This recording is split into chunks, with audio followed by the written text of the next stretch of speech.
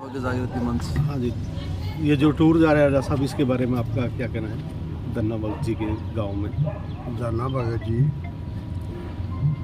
एक नेक दिल इंसान, जिन्होंने प्रभु तक पहुंचने का रास्ता एकदम निश्चल तरीका बताया, साफ सुथरा। उन्हें कोई पाखंड नहीं, किसी मूर्ति की ज़रूरत नहीं है, किसी आपको दूसरी चीज़ों की ज़रूरत नहीं है, तिलक लगाने की ज़रूरत नहीं है।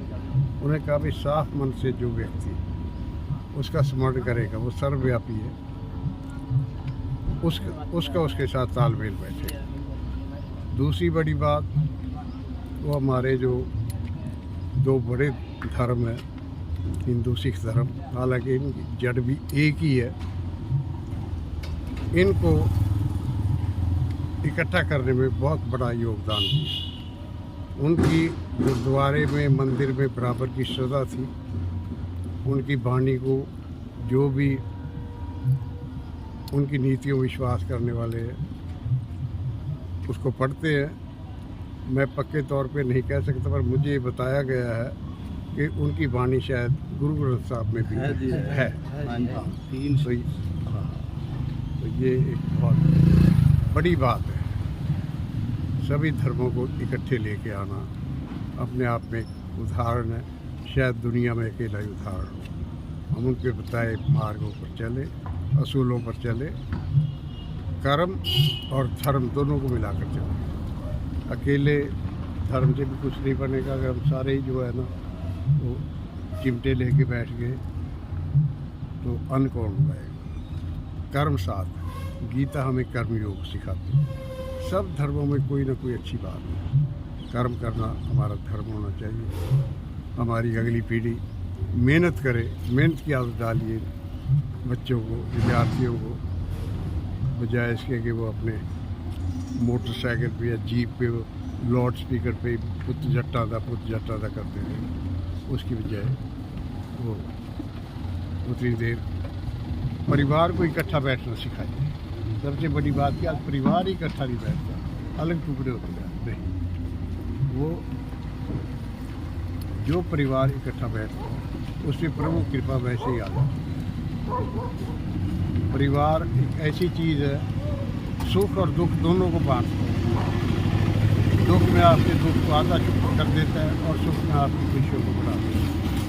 तो साझे परिवार जो अब लुप्त होते जा रहे हैं उनको दोबारा एक बार शुरू कीजिए और बच्चों की शिक्षा पे ध्यान दीजिए। एक जो बात हमें मान लेनी चाहिए, भाषाएं सभी अच्छी हैं, but English has come to stay. अंग्रेज़ी हमारे जीवन का अभिन्न हिस्सा बन चुकी है और बनने जा रही है। इसके बिना कोई चारा नहीं है। बच्चों को अच्छी इंग्लिश पढ़ाइए।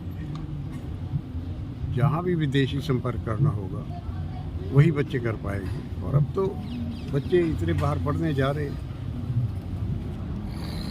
जो बच्चे सिर्फ वहाँ कनाडा में मेहनत मजदूरी करने जाते हैं, उनके साथ में पढ़ाई भी करें।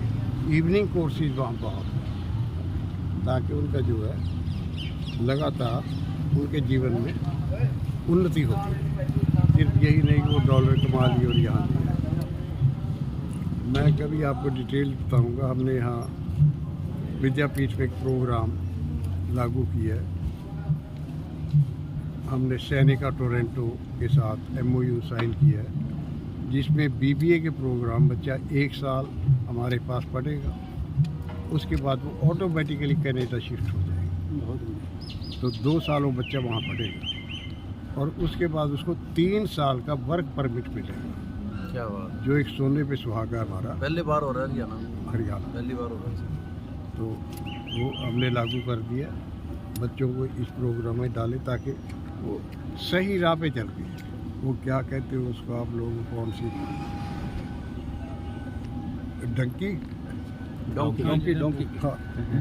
डोंकी की बजाय वो सही रास्ते से जाए, सरकारी रास्ते से जाए, सस्ते रास्ते। वो हमने बच्चों के लिए मार्ग खोला। ठीक है, आप सभी को कोटि कोटि धन्यवाद। आपने मुझे इस काबिल समझा कि मैं महान उत्सव आपके कार्यक्रम का हिस्सा बनूं। आपके शुभकामनाएं, शुभ इच्छाएं, जो भी आप करें उसमें सफल हो, सफल हो, सफल हो।